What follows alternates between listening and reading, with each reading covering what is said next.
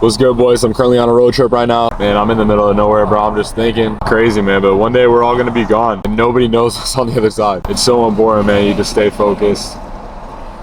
You just enjoy life. It doesn't matter, you know, if you're seeing the results you want to see. It doesn't matter if social media is giving you a different perspective. This is your life. This is all you have.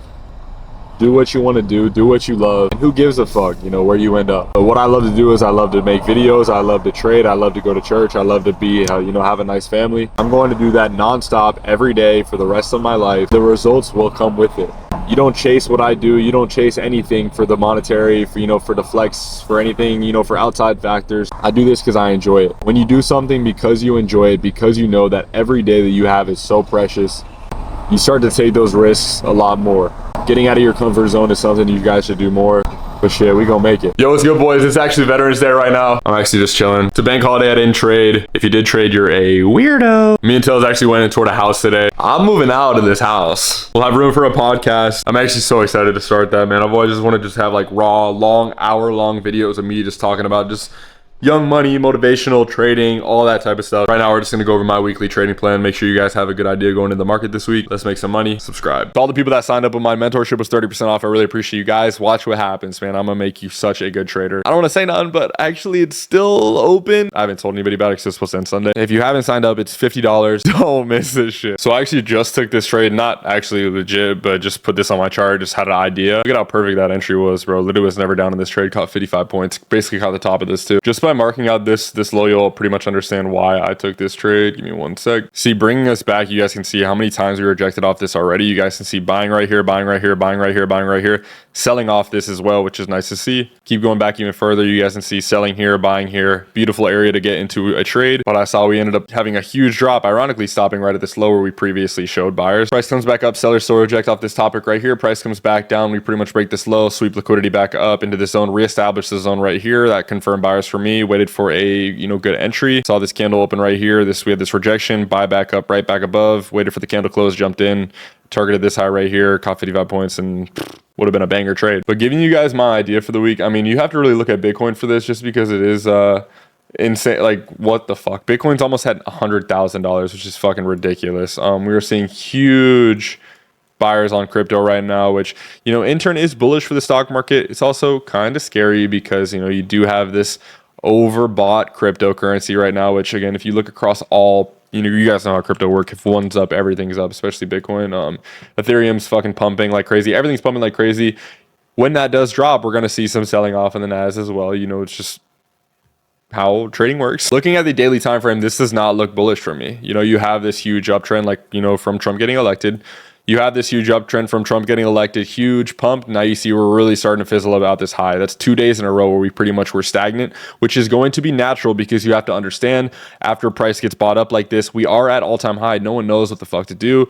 The one thing you can take away from this, and the one thing I will argue for buying, is that we are continuously buying in this area, which is good for a potential continuation up. I do think tomorrow, seriously, I'm going to be playing longs. I think tomorrow we will see a nice bullish day, just because this is now 2 days in a row where we've held a low and twice we were rejected off of it.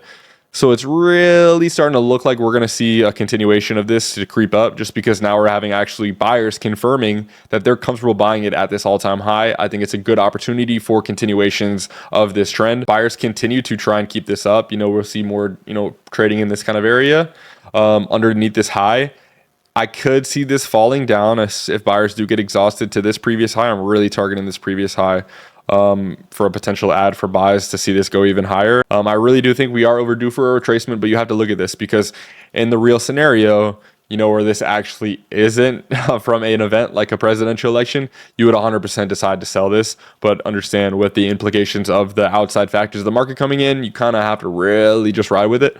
Don't be the one to try and catch the top. Don't be the one to, you know, think this is, you know, oh, it's so overbought, you know, it's time for a sell. You have to really be careful buying shorts in this area just because, again, you're really playing with fire. The trend is super bullish right now. It will continue to be bullish for a while. Let me say, when this drop does end up happening, it will be a big one. So don't think you're not going to be able to catch it because you definitely will have time. What you should do and what I plan on doing the rest of this week is actually trying to stay pretty bullish. Playing with the trend is only going to help you out. And if anybody would want to do this on NQ, definitely make sure to mark at this previous all-time high on the hourly time frame.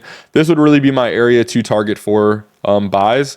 There's two scenarios that I'm looking at right now. I'm not taking longs until we break above all-time highs, and I'm not taking longs until we come back down to this low. So now we're kind of in that no man's land, and you guys know I love to trade supply and demand. That is usually how this thing goes for me. It's either I wait for a break, I wait for a retest, and in between I just don't take trades. That's how I really like to find it. I believe markets depend on very key area price points. So if I have this as a key area, I have this as a key area going forward, I probably will not try either or until I see that actually happen, because these are the areas where I'm expecting to see actual price do something. Currently it's leaning like we do hit this all-time high, because you guys can see we've actually had buyers here, which I just talked about, the trade I just took. Every scenario would be this breaks this high, I look for some sort of a retest, or I just jump in pretty much right after the break, look for a continuation of this and just play with the Heikin-Ashi, because there's no areas, there's no price, there's nothing to actually look back on and decide where should I exit this trade. That's the big problem about trading at all-time highs, is because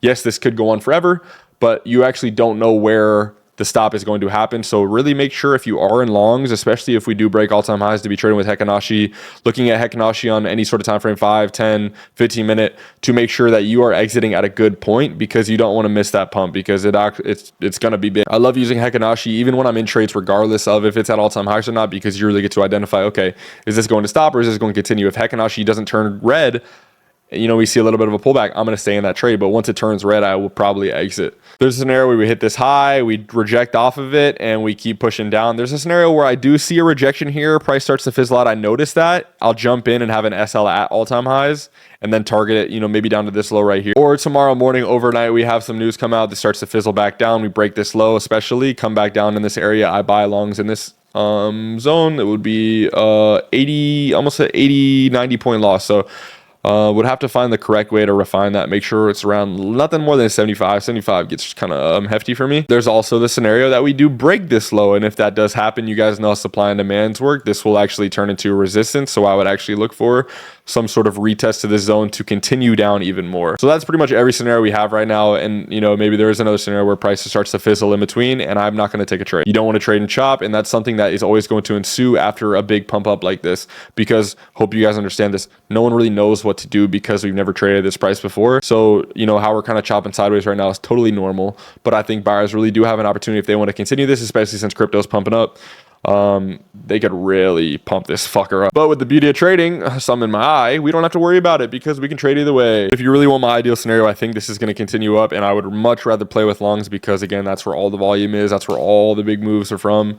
I would love to see longs tomorrow, make some bread, continue the week, because it's a short week, gotta make up for Monday. But I'm excited, man. I checked out that house today. It's really nice, man. It's a little bit out of the city, which ain't really my thing. I like to be involved, but it's still pretty close to everything. Super nice area, gated community, man. I'm gonna be living with them old folk. Golf everywhere, got everything I need. I'm so hyped just for starting a podcast, getting way more active, be a lot more like vlogs, more videos overall, just super locked in. I love you guys so much. Hope you guys are having an amazing week. Have a great day, man. Let's lock in this week.